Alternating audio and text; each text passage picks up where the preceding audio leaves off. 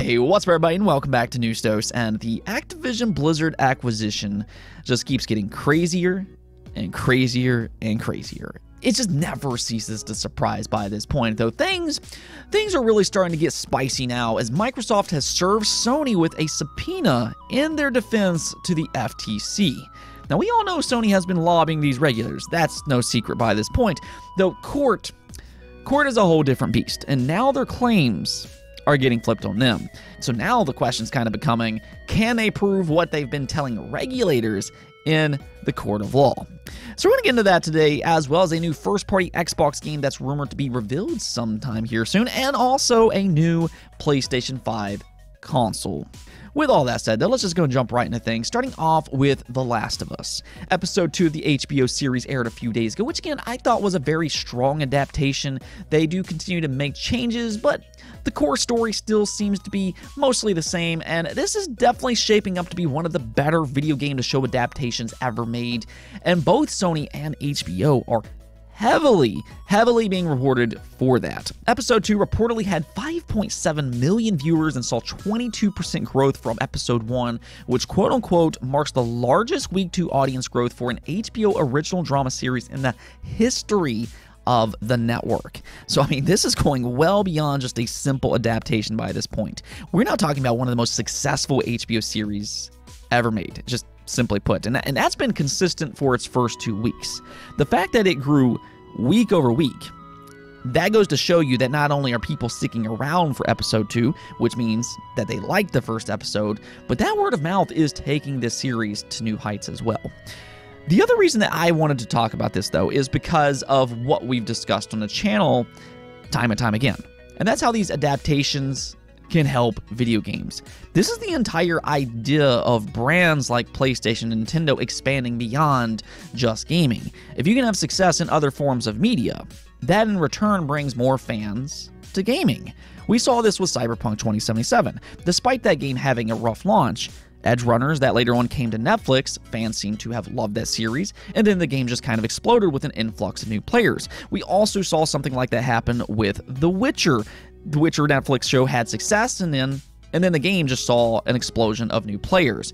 Well, we're also seeing something very similar with The Last of Us Part 1, as it saw a 230% increase in this week's UK charts. Now, this is even before the PC version has released, and we're still only on episode 2 of the HBO series, so this could continue to be big for the game series going forward. Again, though, this is just yet another prime example on why these game publishers are being smart by expanding the reach of their popular IP. It seems like what Sony's trying to do, though, is that they're trying to pair their adaptations with new game releases as well. They did that with the Uncharted Legacy Collection, which released right around the same time as the Uncharted movie. Then you had The Last of Us Part 1 and then the HBO series. And rumor also has it that Twisted Metal is being treated much the same. So I'd say that Sony is being pretty smart here, really capitalizing on both at the same time. Now, speaking of expanding your IP, a new patent is going around that suggests Nintendo might be doing the same with Nintendogs. Now, this was a very popular series back on the Nintendo DS, though it seems like it kind of waned over the years, and we haven't really seen it since it last appeared on the 3DS back in 2011. However, a new patent that was dated January 17th suggests that Nintendo might be interested in reviving the IP once again, though not necessarily for the Switch, but interestingly enough, instead for mobile devices. You can actually see here Nintendo appears to be exploring the idea of some kind of virtual dog on mobile phones with the use of augmented reality. And quite honestly, I think this might actually be the perfect way to bring a series like this back. It just makes a ton of sense. Touch controls have always been an integral part of Nintendogs, but more so, and this appears to be what the patent indicates, augmented reality is something that Nintendogs could really take advantage of on mobile devices. Now, we saw how people loved Pokemon Go and some of its AR features, but Nintendogs really is the perfect use of something like AR. If you have a kid, as an example, and they want a pet, well, here they can just download this game and have a pet interact with the very room that they're in. I mean, this is a series that has some of those Tamagotchi aspects to it, but it's even more interactive, especially with the use of something like, again, AR. Now, keep in mind that this patent hasn't confirmed anything as of this moment, and Nintendogs wasn't specifically named here, but I do very much like this idea, and I think it does make a ton of sense on paper. Let's go and talk about Xbox, though, because we do have a few things to go over here. So what we'll do here is we'll first start off with this new first-party Xbox game coming from Tango Gameworks, the studio behind The Evil Within, and most recently, Ghostwire Tokyo. Now, for you Xbox fans out there, you should probably expect Ghostwire Tokyo to release on Xbox sometime in March or after, as the PlayStation 1-year timed exclusivity is set to end in late March. And here's the thing. It also sounds like they have yet another game in development coming soon as well, being a new IP, which will be their first legitimate Xbox-developed game. Right now, this game is rumored to be Hi-Fi Rush, which is something that we talked about in a previous video, but in case you missed that, it is being described as a rhythm-based brawler set in Japan with a Jet Set Radio-like art style. Now, from what we're currently hearing, this is expected to be a smaller scope game, so I wouldn't necessarily go in expecting some type of massive AAA experience or anything like that.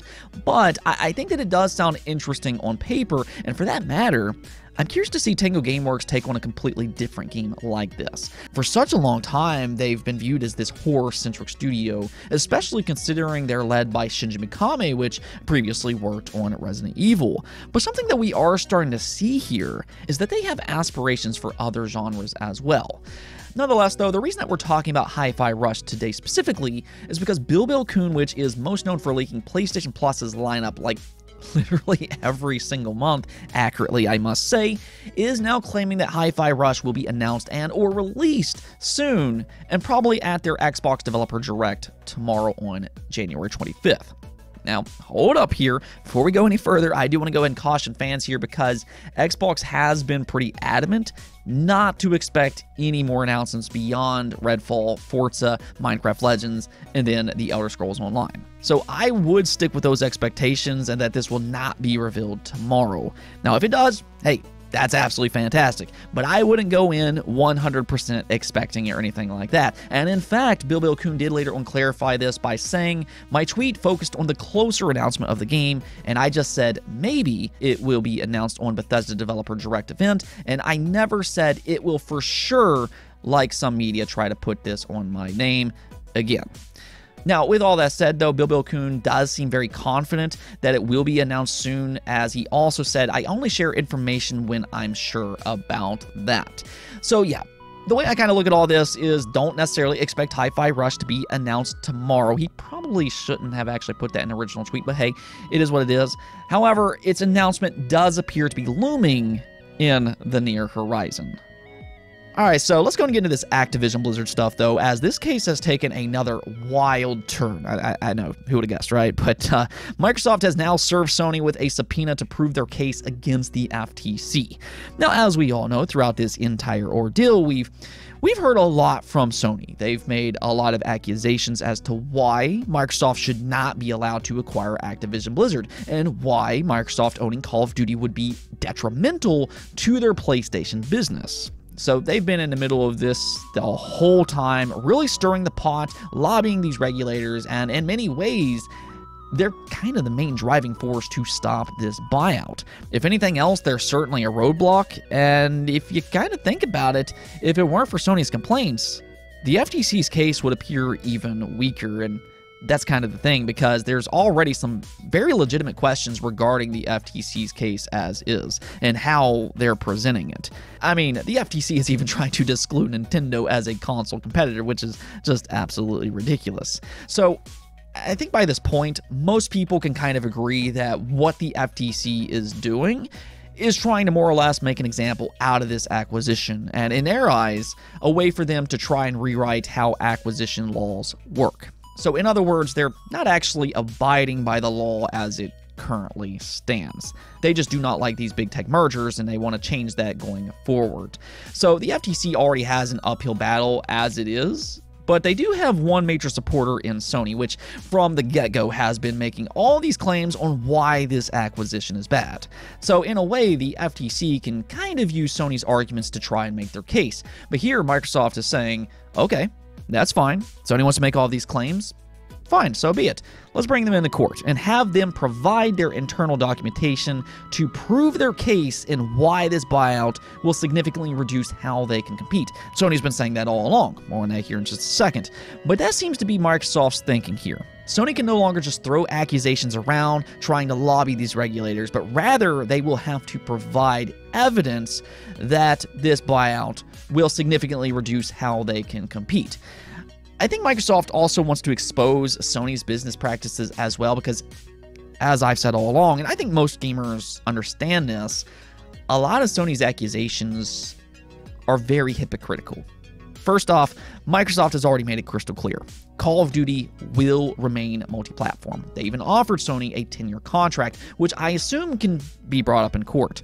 Regardless, Sony's complaints about Call of Duty holds a lot less weight now, and I think the whole Call of Duty argument is kind of moot by this point. But something that I fully do expect Microsoft to try and show here is Sony's aggressive exclusive contracts. Whether that be with something like Spider-Man, which is a gaming IP that Sony doesn't own. Yes, Sony only owns the movie rights, not the game rights or the merchandise or anything like that, just the movie rights. Don't get that confused. Sony's also snagged popular and beloved IP like Final Fantasy, Street Fighter, Silent Hill as of recent, and who knows what else is in their future pipeline. Now, with that said, I have seen some people think that this internal documentation that Microsoft wants will include Sony's secret games in development and things like that. I don't actually believe that's the case here. It has been said that Microsoft and Sony are currently negotiating as to the scope of SIE's production, and the discovery schedule is still ongoing. So these unspecified documents remain a mystery right now, but I don't imagine that we're going to see some secret portfolio for Sony's upcoming game lineup or anything like that. But if Sony really is forced to prove their case in court, this could, at the very least, give us some insight into their business, which might be why they seem a little hesitant about this situation. Right now, though, after an extension, Sony has until January 27th to move to limit, quash, or otherwise respond to the subpoena. So things are getting very interesting right now, and depending on the internal documentation and what's revealed here, Sony might be regretting some of their previous claims. I mean, they've said a lot, so the scope could be quite extensive depending on what Microsoft is looking for. As always, though, I will keep you updated as we hear more. Now, speaking of PlayStation, though, the more we hear, the more likely it seems that they have a new console revision coming later this year. This is coming from Tom Henderson, basically refuting PlayStation 5 Pro and PlayStation 5 Slim rumors. Yeah, those seemingly pop up every once in a while, but Tom Henderson claims that recent rumors of a PlayStation 5 Pro or a new Slim model is simply inaccurate. But however, a PlayStation 5 revision is true. We can actually read his tweets here where he says, on all the PlayStation 5 Pro Slim rumors, I don't think it's a Pro or Slim. My understanding is that it's just Generation 2 of the regular PlayStation 5. The normal PlayStation 5 will cease production at the end of the year, and the new model will start in April and begin selling in September. Sony wouldn't cease production of the Generation 1 PlayStation 5 if they had different consoles in production for different price points specs. The new PlayStation 5 will reduce cost in production and shipping because they can produce just one console with a detachable disk drive.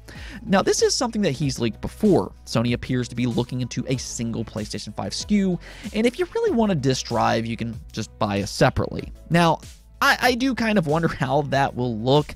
I'm still having a bit of a rough time grasping the aesthetics of a device like this, but ultimately, an idea like this does make a lot of sense. Digital distribution of games has majorly increased in recent years, so consumers, they are much more inclined to spend less on a console without a disc drive, and then to appease physical collectors like myself, they'll still offer a separate disc drive. I think this also kind of solves an issue with consumers coming from the PlayStation 4 generation, though. I feel like right now, as things currently stand, especially with how hard it has been to buy a PlayStation 5 this generation, there are some consumers out there that maybe came from the PlayStation 4 generation that are forced to buy the digital-only model because that's all they could find. However, if they owned the PlayStation 4 previously with a large physical library, again, regardless if they collect physical games or not, they still can't play their previous PlayStation 4 games on the PlayStation 5 Digital. So that is a benefit of having a single SKU with a detachable drive. Even if you don't buy the disc drive immediately, you can at a later date and bring over your physical PlayStation 4 library, whereas right now you can't do that with the PlayStation 5 Digital model. Now, Tom Anderson, though, did continue on to say this: as for if there's going to be a Pro version this generation, I'm not entirely sure. It doesn't feel like the regular version has been fully utilized yet, and probably won't be en masse until the end of the year. All I can say is that I've heard more about the PlayStation 6 than the PlayStation 5 Pro. And I do fully agree with the statement here. I'm not necessarily enthused by the idea of a Pro model as of this moment.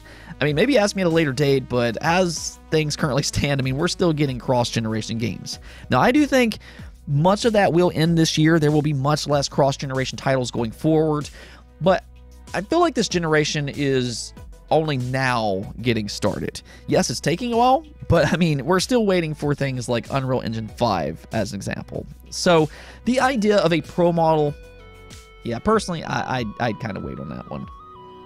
Let's go take a look at the poll of the day, though, where I asked you all, have you ever purchased a platform with emulation being one of the main features that you were interested in? And as you can see here, close to 1/4 of you will actually have. 24% of you said yes, while 72% of you said no.